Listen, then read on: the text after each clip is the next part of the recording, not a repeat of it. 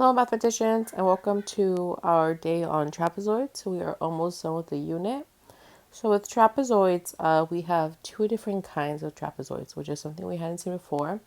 So as you can see right here we have non-isosceles and right here we have isosceles. For this video I'm going to be working on non-isosceles. So non-isosceles, or let's see, the word isosceles is a term used for when there is a shape that has two things that are the same.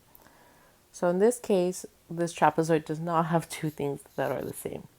You're probably thinking, what? But it's going to make more sense in the next video. So as we can see, the non-isosceles trapezoid looks a little bit winkier compared to the isosceles one. The biggest thing we see here is that there is one pair of parallel lines.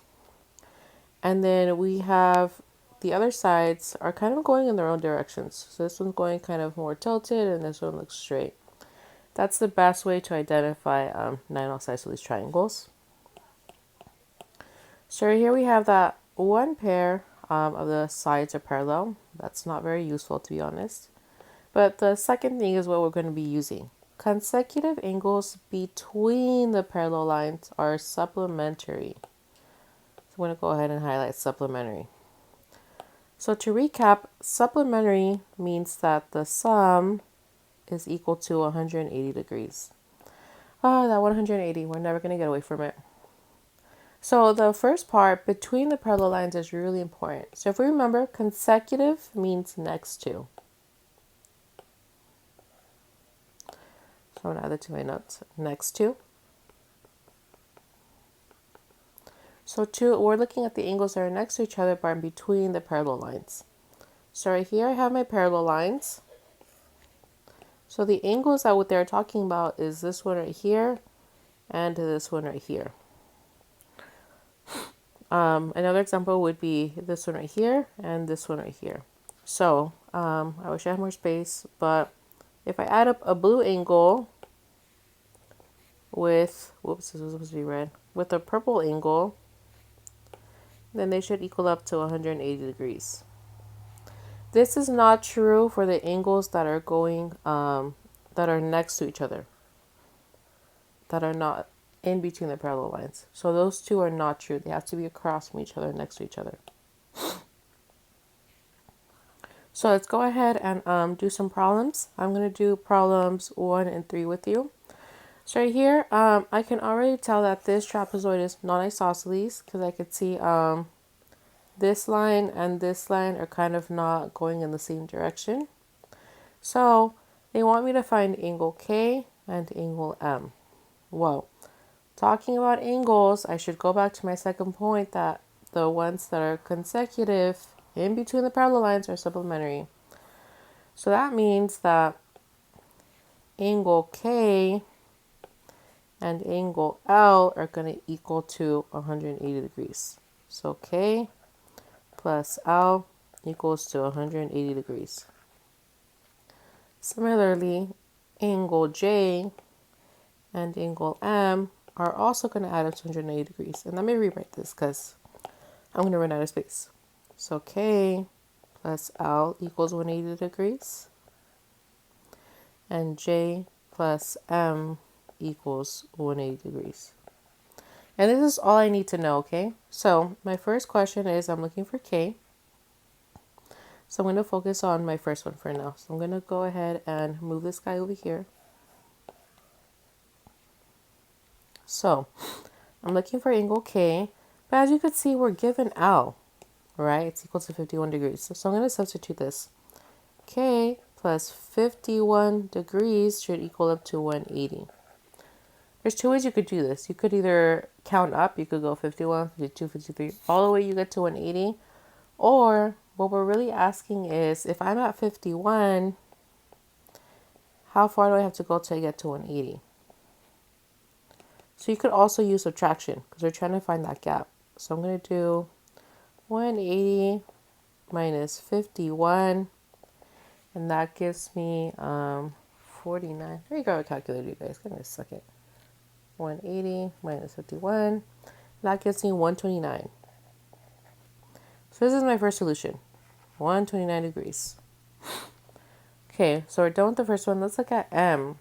So the one we had written for M was over here. That angle J and M should equal up to 80 degrees, 180 degrees. Well, I can see that over here I'm given J already. So I'm going to substitute that guy in. 87 plus M equals 180 degrees.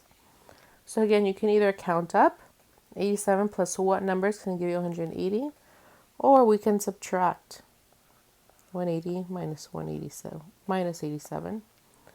I think that's going to be 93. And I'm correct. All right, and we are done for that one. So let's go ahead and try problem 3. Ooh, so the biggest difference I notice is that we have an expression now. So to recap, an expression is kind of like a math sentence where we use a variable. So for example, this is not an expression because it's a nice, pretty whole number. So my question is, they're asking me to solve for x. Okay, we're dealing with angles, so I'm going to go back up here to look at my dots, my bullet points. And the second one is the one I'm going to use, which is the one we've been using, that the consecutive angles between parallel lines equal to 180. So now I just got to think, which one's equal to 180? Is it this one and this one? Do these equal up to 180? Or is it that one and this one over here? Well, remember, these are my parallel lines right here. So the ones in between those, so like one's going to be on by one parallel line and the other one's going to be by the other parallel line, those are equal to 180. So to answer my own question, this angle plus this angle is going to equal up to 180. And this is something you have to be really careful about because you could end up adding up the wrong angles. So what does that mean? That means that if I do 54, let me use this skinny. If I do 54 plus this whole thing right here, 8x plus 6, these are supplementary, so they should add up to 180. And we like this because now we have an algebraic equation, and I know that all of you guys are really great at solving for x, which is something we can do. But before we solve for x, let's clean up some things. I see over here that on this side it's kind of long. So I'm going to ask myself, is there anything I can maybe combine? Well, I see right here I have 54 and 6. I know I can grab a calculator and add that up, and that gives me 60 plus 8x. I'm not adding 8x because 8x is another term. They are not like terms. I have to keep them separate. This equals to 180. Okay, I've done pretty much all the cleaning up I can do. So now I'm going to start moving things over. Remember, when we're solving for x, we're trying to get x by itself. I have this 60 right here.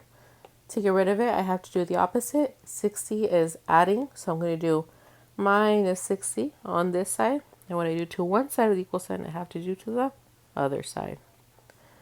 Another thing that might help you guys is I've seen one of you guys kind of do this, where you guys make a line. Hold on. Wrong way. You guys kind of make like a dotted line to separate your work.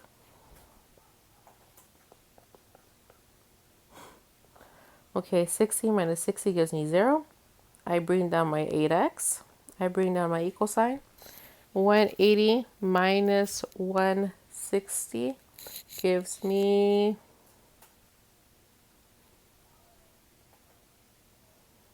'see. Oh, I did not mean to put 160. I am so sorry, you guys. That should have just been a 60. Because over here I have 60, so I should not have added that one. You see, sometimes we make mistakes. Minus 60.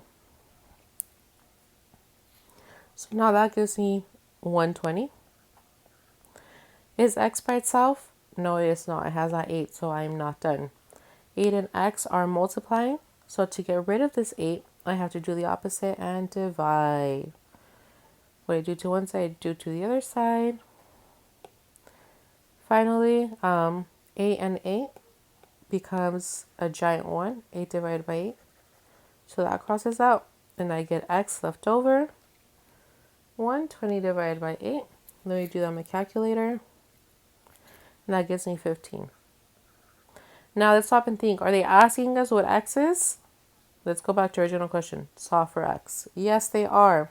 We have solved for x, so we are done. And that is how you do it. So go ahead and give the problems a try, and I'll see you for the next video.